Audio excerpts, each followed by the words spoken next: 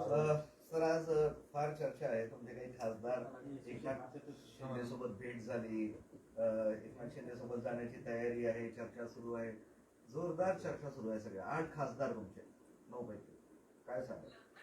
खरं तर हे दिवा स्वप्न आहे आणि अशी चर्चा जशा मागच्या लोकसभेच्या निवडणुका 2 वर्षापूर्वी झाल्या आणि निकाल लागले त्या दिवशीपासून अशा पद्धतीनं चर्चा चालू आहे.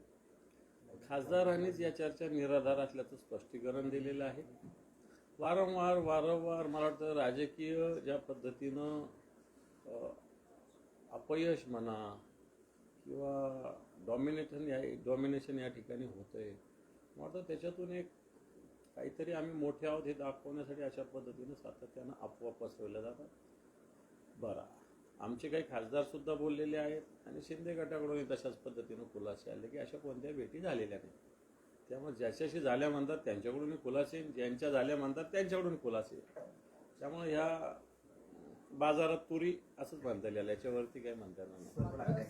एक मिनिट, पण ऍक्सेप्ट कोणी करणार नाही हे तितकंच सत्य आहे ना राजकारणात. तसं झालंही असेल तर हे पहा, खासदार म्हणजे लपून छपून बरे एखादा माणूस एखाद्या वेळेस भेटू शकतो. सगळे खासदार एकत्र कसे भेटू शकतात किंवा भेटले असतील? लपून राहणार थोडी खासदार असतात. त्याच्यामुळं या गोष्टी एखाद्याने एखाद्याला फोनवर बोललं किंवा एखाद्या चालता चालता हाय हॅलो केलं, ह्या काय भेटी असतात असा त्याचा अर्थ होऊ शकत नाही. त्याच्यामुळं या अफवा सातत्यानं चालू आहेत आणि पुन्हा एकदा नव्या आज सकाळपासून पुन्हा जोरात चालू आहे. नाही, जसं म्हणलं तुम्ही शिंदे यांच्यावर नॉमिनेशन सुरू आहे भाषेत. जर हे खासदार त्यांना मिळाले तर दिल्लीत त्यांचे प्राबल्य वजन वाढवायला मदत होईल. म्हणूनही मला असं वाटतं आता जे राज्यामध्ये शिंदे गटाला भारतीय जनता पार्टी सापत्नतेची वागणूक देते आणि त्याच्यातून आम्ही काहीतरी मोठे आहोत हे दाखवण्यासाठी सुद्धा अशा पद्धतीनं राहून ते नाही का लांडगा आला रे अशा पद्धतीने नेहमीच चालू आहे असं तरी वाटतं. बरं, तुम्ही म्हणताय म्हणजे अफवा आहेत म्हणा, किंवा मग हे कशासाठी केलं जातं नेमकं आताच्या काळामध्ये? सांगितलं ना, स्वतःचं महत्व वाढवण्यासाठी केलं जातं. मंत्री संजय शिरसाट यांनी याला दुजोरा दिला, एका महिन्यात कळलं काय? मंत्री शिरसाटाचे 6 महिन्यापूर्वीचे वक्तव्य असेच होते की 8 दिवसात कळेल, 15 दिवसात कळेल, 1 महिन्यात कळेल. संजय शिरसाट जे म्हणतात ते खरं आहे की 1 महिन्यात त्यांनाही कळेल काय काय होतं. कळेल त्यांनाच. शिरसाट थांबणार नाही काय पक्षात? असं मी कुठं काय बोललो? मी फक्त 1 महिन्यात काय काय होतं कळेल, तर खरोखर कळेल असं माझं मत आहे. 4 नावं चर्चेत आहेत जाते की एकनाथ शिंदे नाराज आहे, मंत्रिमंडळात फेरबदल होणार, त्यात शिरसाटांचा पण नंबर आहे. नाही, मी त्याच्याविषयी त्यांच्या पक्षाचा तो अंतर्गत भाग आहे. कोण मंत्री नाराज आहे खुश आहे हा त्याचा भाग आहे. त्याच्यामुळं शिरसाट आपल्या जिल्ह्याचं प्रतिनिधित्व करतं याचा आम्हाला अभिमान आहे. त्याच्याविषयी काही असं काही कोणाला हे करावं ते करावं ही भूमिका किंवा भावना आमची मुळीच नाही. हायकोर्टाने राज्य सरकारला चांगलं सही केलं आहे. एक शिक्षिका कोर्टात गेली होती, मला पेन्शन मिळत नाही ही तिने बाब मांडली. त्यावर हायकोर्ट स्पष्ट शब्दात म्हणाला तुमच्याकडे पैसे नाही करता तर लाडकी बहीण योजना बंद करून टाका. ती कशाला चालवताय? काय म्हणतो? अशा योजना चालवणं काही चुकीचं आहे असं नाही म्हणता येणार. पण आपल्याकडे एक ग्रामीण भागात म्हण आहे, हातपायपासून पांघरून घ्यावा अशा पद्धतीनं आपल्याकडे म्हण आहे. तशा पद्धतीनं आर्थिक स्थिती नसताना मताच्या लालचेपायी योजना येणं हे चुकीचंच आहे. आत्ता ही योजना सुरू होऊन 1.5 वर्ष झाले तरी याला बजेटरी प्रोव्हिजन नाही आहे जेवढी पाहिजे तेवढी. समजा 45,000 कोटी रुपये लागतात तर कुठं प्रोव्हिजन आहे? शेतकऱ्यांची कर्जमाफी जाहीर केलेली आहे, कुठं प्रोव्हिजन आहे? आणि म्हणून या सगळ्या योजना मला असं वाटतं करत असताना सरकार फक्त एक लोकप्रियता, जसं 33,000 कोटी रुपयाचं पॅकेज शेतकऱ्यांना द्यायची गोष्ट आहे, कुठं मिळालं? त्याच्यामुळं हायकोर्टाचे ताशेरे योग्यच आहे. मोठ्या अधिकाऱ्यांचा पगार थांबला का? कलेक्टरचा कधी थांबला का? कमिशनरचा थांबला का? तहसीलदाराचा थांबला का? मग एक साध्या शिक्षिका पेन्शन तर आज शिक्षकासारख्या जो घटक आहे याचं पेन्शन याच्या दृष्टीनं जीवनातली महत्त्वाचा घटक असतो. तो थांबवणं चुकीचं असेल. त्यामुळे राज्य सरकारवर जे मारलेले ताशेरे कोर्टाचे किंवा महापालिकेवर मानले असेल, दोन्ही असेल. सरकार काय आणि पालिका काय वेगळे असायचं काही कारण नाही, हे योग्यच आहे. मुंबई महापालिकेमध्ये भाजप आणि शिवसेनेच्या नगरसेवकांना 2 कोटी ते 20 कोटीपर्यंतचा विकास निधी देण्यात आला. तर दुसरीकडे तुमच्या पक्षाच्या नगरसेवकांना फक्त 25 लाखांचा निधी देण्यात आलेला आहे. हे पहा, नगरसेवकामध्ये सापन्नतेची वागणूक महापालिकेच्या प्रशासनाला किंवा तिथल्या महापौरला करता येणार नाही. सगळ्या वॉर्डांना आता आम्ही अनेक महापालिका बघतो, अनेक महापालिका आम्ही चालवलेल्या आहेत. त्याच्यामुळं प्रत्येक वॉर्डाला समान निधी वाटप केलाच पाहिजे. जर तशा पद्धतीनं काही झालंच तर मला वाटतं जनतेचा दरबार आहे आणि न्यायालय आहेत, त्याच्यामुळे याच्याविरुद्ध आवाज तर उठवा नाही. पण तुमच्या किशोरी पेडणेकरांना मात्र मिळाला आहे 2-3 कोटीचा निधी. नाही, ठीक आहे ना, किशोरी पेडणेकर विरोधी पक्षनेता आहे, विरोधी पक्षनेत्यांना दिलंच पाहिजे, द्यावंच लागतं. पण तो एकटं किशोरी पेडणेकरांना देऊन चालणार नाही ना. शिवसेनेच्या सगळ्या, जसं भारतीय जनता पार्टीच्या सगळ्या नगरसेवकांना आहे त्याच पद्धतीनं शिवसेनेच्या नगरसेवकांना सुद्धा द्यावं लागेल. गणेश नाईकांनी पुन्हा एकदा एकनाथ शिंदेना टार्गेट केलं आहे. झोपडपट्ट्याच्या औद्योगिक पट्ट्यातील 357 एकर पुनर्विकासासाठी MIDCने काढलेल्या निविदावर त्यांनी आक्षेप घेतला आहे. सीएमलाच अंधारात ठेवून हे असा प्रकार सुरू आहेत आणि मी या विरोधात रस्त्यावर उतरणारी भाषा करतो. मग ते गणेश नाईक नुसतं बोलताय, ते करत काहीच नाही ना. मागच्या काय ते पालटी काय टांगा पलटी करू यू करू, नुसतं मला असं वाटतं बोलण्यासाठीच भारतीय जनता पार्टीने त्यांची अपॉइंटमेंट केलेली दिसते. कृती शून्य आहे. ते कुणाल कामराने स्पष्ट सांगितलंय, माफी मागणार नाही. काय करायचं? काय चूक बोलला होता तो कुणाल कामरा? काय चूक बोलला? एखाद्याला एखादं गाणं विडंबन गीत सादर करणं, आता कित्येक हास्य कवी संमेलनं होतात, मराठी असतील हिंदी असेल, त्याच्यातही अशा पद्धतीने विडंबन राजकीय लोकांचं केलं जातं, सगळ्यांचंच केलं जातं. त्यामुळे ते मला असं वाटतं एक कविता म्हणून किंवा एखादं साहित्य म्हणून घ्यायला काय हरकत आहे.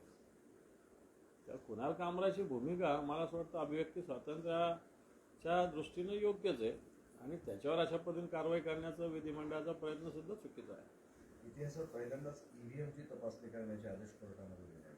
काय बोलताना सांदिवलीच्या निवडणुकीची केस होती, तर EVM बोलवा, संबंधित कंपनीला बोलवा आणि सगळी तपासणी करा असं कोर्टाने सांगितलं. मला असं वाटतं चांगला निर्णय आहे. दूध का दूध पाणी का पाणी एकदा झालं पाहिजे.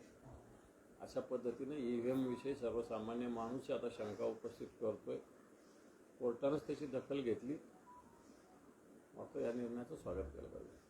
बारामती निवडणूक बिनविरोध झाली नाही, हे तटकरेंचं अपयश आहे. त्यांचा अहंकार नडला असं विकास लोकांनी कोण म्हटलं? विकास लोकांनी तटकरेंचं काय अपयश? तटकरेंचं बारामतीत कोण ऐकणार आहे?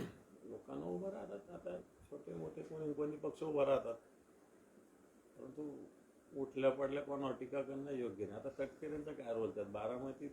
बारामतीचे लोक बघतील, तटकरेंचा थोडी बारामतीत रोल असतो. लवजात करणाऱ्यांना फाशी द्या असं काल प्रवीण तोडे संभाजीनगरमध्ये म्हटलं. आता ते दोन सामंजस्याने काही गोष्टी होत असेल तर त्याला फाशीवर कसं काय लटकवणार? हा, बळजबरी जबरदस्ती कोणी केली असेल तर त्याला लटकवा, कोणी असो तो, मग हिंदू असेल नाही तर मुसलमान असेल, बळजबरी कोणी केलं तर त्याला लटकवलंच पाहिजे. तर सामंजस्याने काही गोष्टी असेल तर त्याला कोण थांबवणार? तुझे म्हणाले बांगलादेशी घुसखोरी आणि हे सगळं थांबवायचं असेल तर मला पंतप्रधान करा. असं कोणी पंतप्रधान होतं. ठीक आहे. दादा, छत्रपती संभाजीनगरमध्ये गुन्हेगारीचं प्रमाण वाढलंय. कुठेतरी कौटुंबिक कलह आणि काळेगाव पेट्रोल पंपावर देखील एका मुलीचा गळा चिरण्यात आला. खरं तर इथल्या पोलीस अधिकाऱ्यावर तातडीनं कारवाई पोलीस अधीक्षकांनी केली पाहिजे. मी जे माहिती घेतली, 3 अर्ज या महिलेनं पोलीस स्टेशनला दिलेले. ही घटना काल घडायच्या 2 दिवस आधी सुद्धा तिनं पोलीस स्टेशनमध्ये 2 तास बसली होती, परंतु तिथल्या स्थानिक पोलिसांनी याची दखल घेतली नाही. त्यामुळं निश्चित याविषयी आवाज उठवला जाईल. पोलीस अधीक्षकांना मी विनंती करेल, अन्यथा याची दाद DGकडे आणि माननीय मुख्यमंत्र्यांकडे केली जाईल. इथल्या स्थानिक पोलीस स्टेशनच्या पोलीस अधिकारी या मुलीच्या जो खून झाला याला जबाबदार आहे. ते थांबवू शकले असते. 3 तक्रारी त्या मुलीच्या तिथं आलेल्या आहेत. म्हणून या पोलीस अधिकाऱ्यावर कडक कारवाई पोलीस अधीक्षकांनी इमिजिएट केली पाहिजे.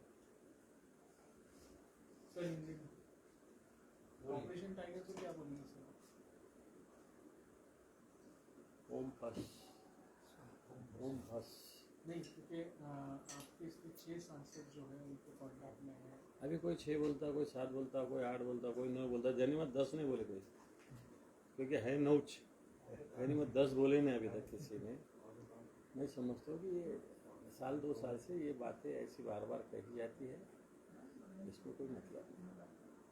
और कुणाल कामरा ने जो गाना गाया था उसके ऊपर माफ़ी नहीं मांगी उन्होंने कहा है। सही भूमिका कुणाल कामरा की, इस भूमिका के साथ हम हैं।